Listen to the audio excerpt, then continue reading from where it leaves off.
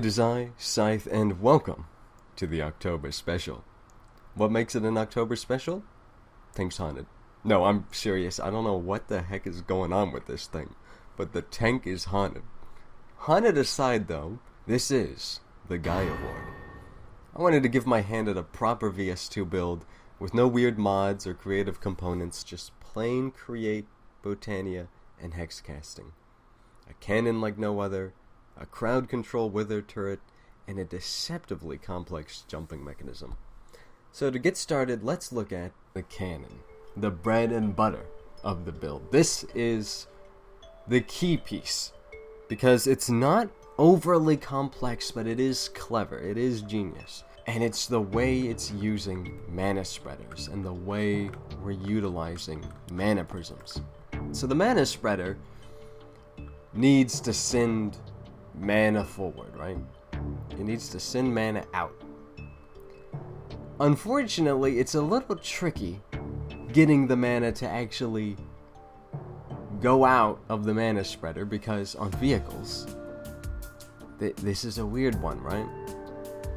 The mana burst from the mana spreader hits the mana spreader before it can get anywhere. So it just fails to move beyond the mana spreader. Which means you have to essentially assemble and disassemble the mana spreader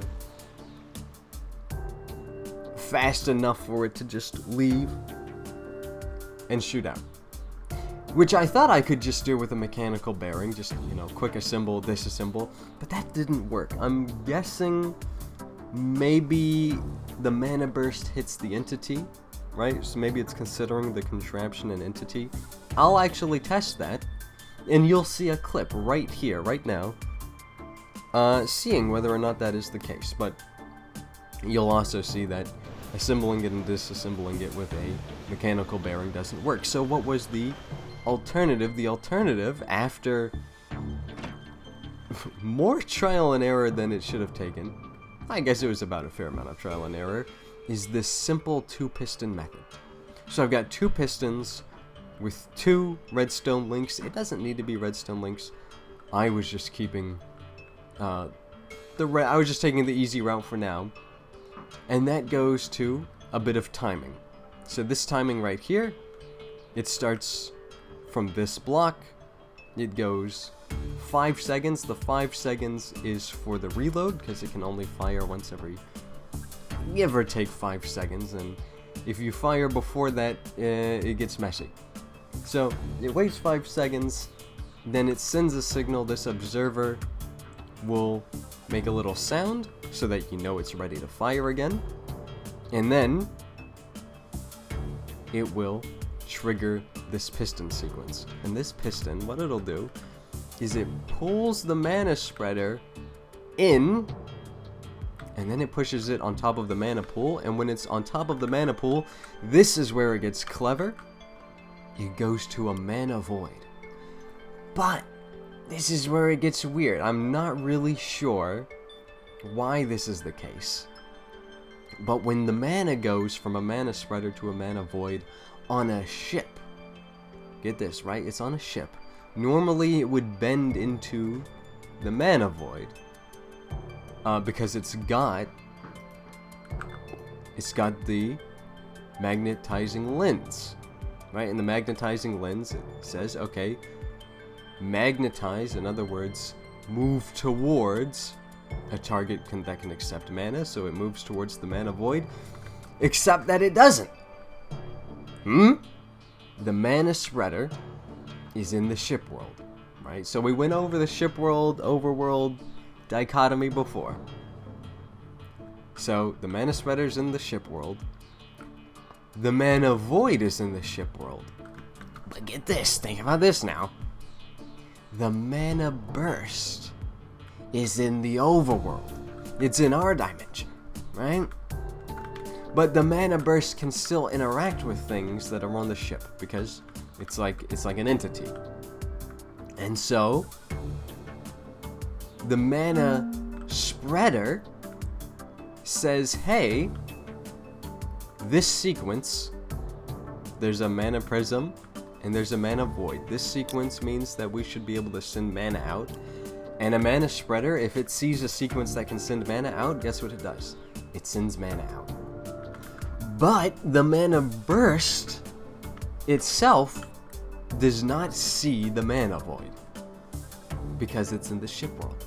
And so it goes to the mana prism, to the resistance lens, to the messenger lens. The messenger lens is very important here. And to another messenger lens because they can stack, to the entropic lens. And the entropic lens gives us the explosion, and the explosion size is determined by the burst. And the Gaia spreaders, oh boy, do they send mana. But that is the premise. I know we went through that a little quickly. A lot of information there. It's a bit dense, but that is the premise of how the cannon works. Now about the jump. This one's a little more in depth. You would think the jump was simple. You would think the jump was the easy part. But no. The jump took more time than everything else on this build combined. The cannon was easy. The turret was easy. Figuring out there's a little ice bearing here. You see that? Fixes wobble. That was easy. The hard part was the darn jump. The jump part, the part that makes it go up, is pretty simple, right? It's a mechanical bearing on a sequenced gear shift that turns this kind of blade of ice down to make it jump, right? But there's a lot of intricacies to this, especially when it comes to making it move forward. And I got so stuck on the darn making it move forward that it took more time than everything else. In fact, I'm gonna go back and show you just what happened. So I don't know what you've seen up until this point, but work has been transpiring on something vaguely resembling a tank. Don't ask me about the jump. There may have been a little bit of a jump, because there was. Don't worry about it. It does work. You can go backwards, you can go forwards. You can rotate in place in both directions. And this is the kicker, right? You can jump. And it does jump, and the jump does work. However, it doesn't work very well. It's not jumping up and forward. It very much needs forward motion. You go back down the hill if you try and jump up a hill with this at the moment. A normal man would simply put a large fan or propeller or sequence of fans at the back of the vehicle. But I am not a normal man, and I have already devised a method which I greatly prefer.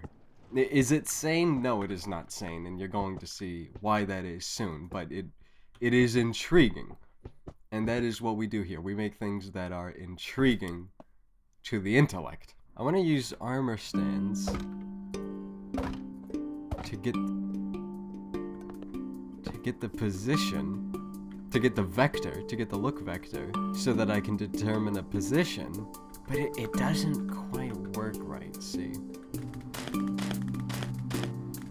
But look at this. It doesn't get the entity. So what's the... Ooh.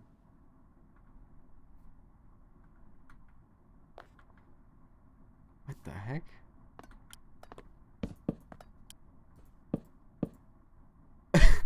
Where did they go?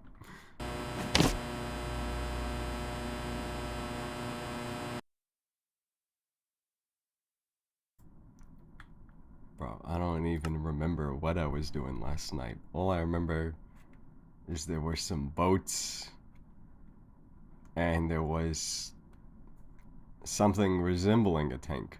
This is where this is where I left off last night. Don't ask what's going on.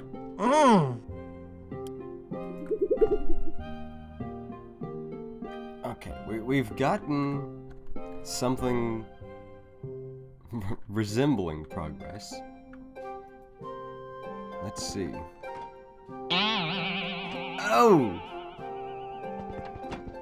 Oh no, I'm hitting the wrong button. Fortunately, this doesn't work. I'm just kind of betting on this. What if we did that? And what if we extended this now?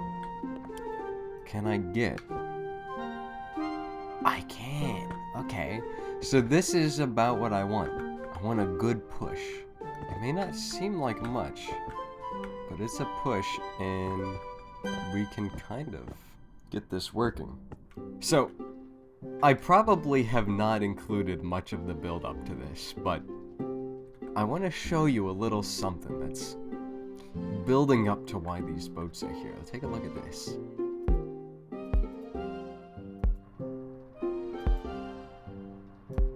Why did the ship move? I don't like that not the ship, the tank. Why did it move? Can we get a replay on that? Why did it move? I don't like that at all. Why? That has nothing to do with what I was trying to say, though. We have a pattern.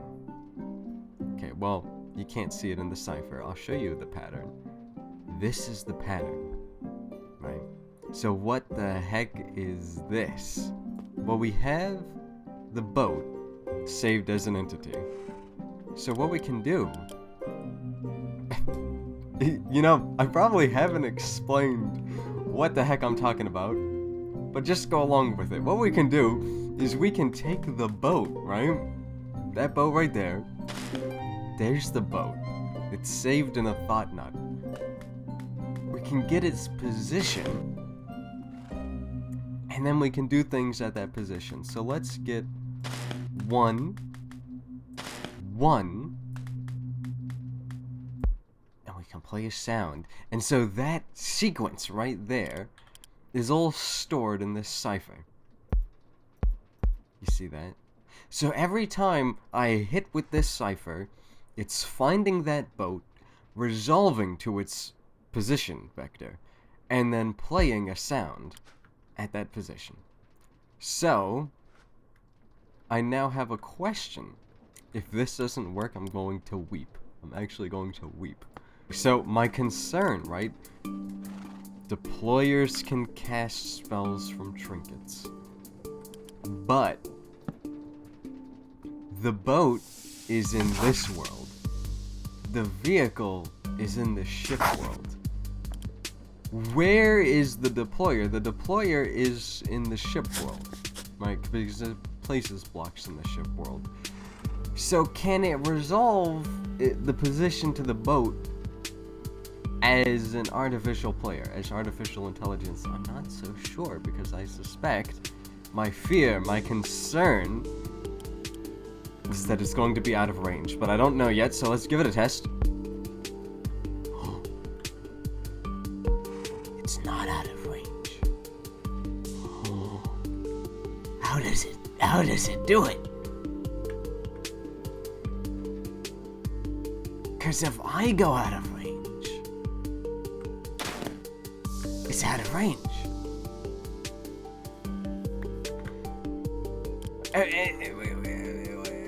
Hold on. And if I give it this block, it places it in the ship world. But if I give it the cipher, it works in this world. That is incredible. I did not expect that to work, despite the fact that I was betting everything on this working. So I guess the unconscious kicked in and pulled a massive W today. But that is incredible. What an incredible discovery that is. I don't know if everyone knew that or not. But it's a discovery for me, and I haven't seen anyone using it. So I was having quite a bit of difficulty getting the jump to be consistent. Like, the jump... It jumped, but the stability on this thing just hasn't been. It just hasn't been, is what it's been. It hasn't been. But then it hit me. Right? So, if you don't know, Valkyrien Skies 2, it's got kind of the stock, you know, if you just want to fly an airship around extension, or add-on, I should say, Eureka. And Eureka moment, it hit me. It's got these helms, and you can see, it's got some wacky stability to it. The problem is, you can kind of see it here. It really dampens my turning. See, watch this. If I break it, and I turn, look at that. Fast, strong turn. But if I put it down, the turn, it struggles a little bit. It struggles. It's got some tension. Now, you might notice something going on here. You don't have to interact with this at all. It just works, right? It's made so that you can... you can do this, which is a little wacky, but you don't need to assemble, disassemble, align. You don't need any of this. It can work by just having it here in a way that assembles and disassembles. Right, so it's assembled, and I've got my stability. So, what I'm thinking is we use that, and so when it jumps, it engages, it stabilizes, so we move up in a very stable fashion, and then, when it's time to come back down and it's time to drive again, it turns off. I think that will do the trick. And this is what it looks like. Have a look at this. I switched it to the back because there's more room in the front for, I guess you could call it a little blade of sorts. But look how reliable this jump is, right? It's on an angle. It's on a pretty steep angle. And it just works now. It's not the fastest, but it's not gonna flip. It is gonna work. It works very reliably now, actually. This is perfect. I've made yet another bit of tech, if you will. I suspected this was possible earlier when I realized the deployers could use trinkets. But if you're not familiar, if you will, turn with me in your Hex notebook to the artifact. Oh wait. It's about artifacts. Now, I won't read the whole thing, but you'll notice they can use amethyst from the holder's inventory to pay for the hex. Of course, this also means the spell might consume their mind if there's not enough amethyst, which, if you don't know what this means, it means that if I were to use the artifact, you see that bar at the bottom, you see? Contains 0 dust. There's no juice left in this thing. And so if I cast it, if I was in survival mode, it starts to deal damage to me, and I will eventually die if I continue. But the deployer can just keep going, because they didn't account for this, right? So the deployer is technically a player entity, but even though it's a player entity, it does not have health. It kind of has an inventory. I'm not sure how that part works, but it doesn't really have health. So it's not gonna die from taking all this damage, so we can use artifacts to simply bypass the limit that we would have if we use the other trinkets. Because if we use the other trinkets, you start using them, the deployer uses them, it will run through the media, the amethyst, and eventually it will break. But with this, it will keep going indefinitely. So we're gonna make some outstanding utilization of this.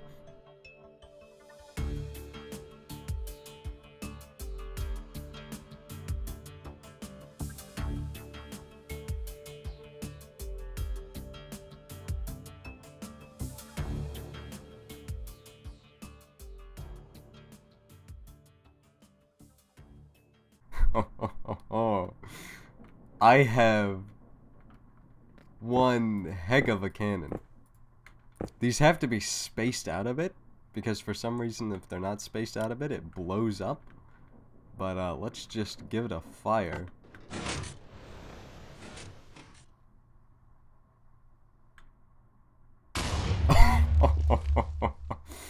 Oh, that is great.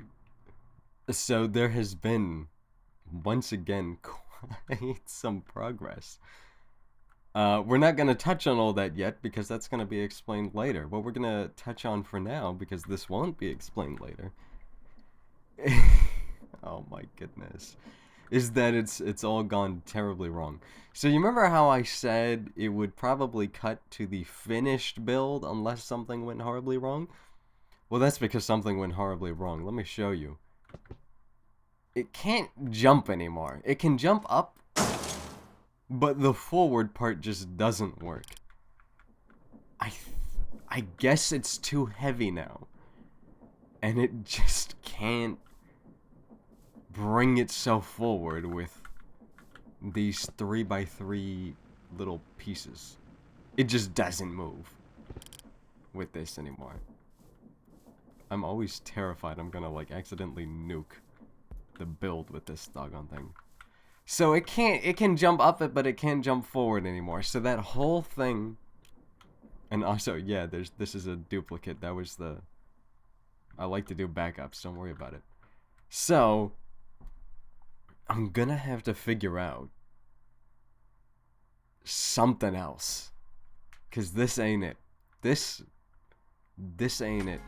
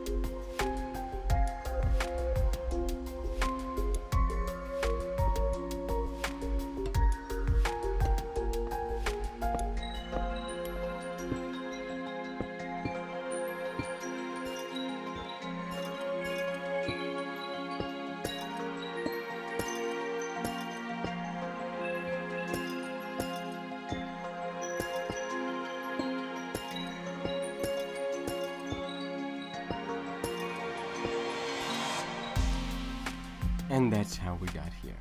I know, crazy. You forgot what we were even talking about, haven't you? We were talking about the jump. Come on now. As I was saying, it's got this artifact. So we got the blade, we got the sequence gear shift, and we've got this deployer, which has this artifact. Now this artifact, it's the first redstone component for a build I've done with Hex Casting. It conjures a platform. Now, if you see an explosion, the explosion occurs because there's occasionally some overlap at the steeper angles. But if you fire straight, you get this nice, clean platform, and the platform matches the angle you're facing. And that is what allows the tank to jump up and to move forward. But it works. It works. And in fact, we're going to jump real quick. You know, I was gonna give credit to the person who created the part of the hex that gets the calculation of a list of points between two positions, right? And I was using that to get two positions from my current position and then my look vector that's like forward by however many blocks. But I can't find the doggone guy because the forms won't load. So it's gonna be, if it doesn't load in time for me to get the video up, I'm sorry, I tried. I really did try. But the website is down. I can't get to the website. I legitimately cannot credit you. Whoever you are, I know you're out there somewhere. Here's your hex. Credit to you, oh mysterious wizard, that you figured out this mathematical piece that I used that saved me a decent amount of time. So thank you for that. Now, I'm not gonna lie, this tank has some issues, okay? It's got some pretty big issues. But that's okay. We're gonna fix it with the next one. There will be a next one. It won't be the next video. It'll be at some point in the rest of peace. It'll be at some point in the future. But there will be another one. And the next one will be even better. And I think that just about covers everything. There may be some small details I forgot here and there. If I did forget anything, I'll put a little bit of information in the description and the comments as well. So take a look there. Get your schematic. It'll be out very soon. If you watch the video right as it came out, it may take a couple of days. But it'll be out very soon and you can get your schematic. Goodies on Patreon, and thank you to the fine Patreon supporters such as Mizushi, who has single-handedly funded the entire operation. So thank you to them. Until next time, thank you for watching.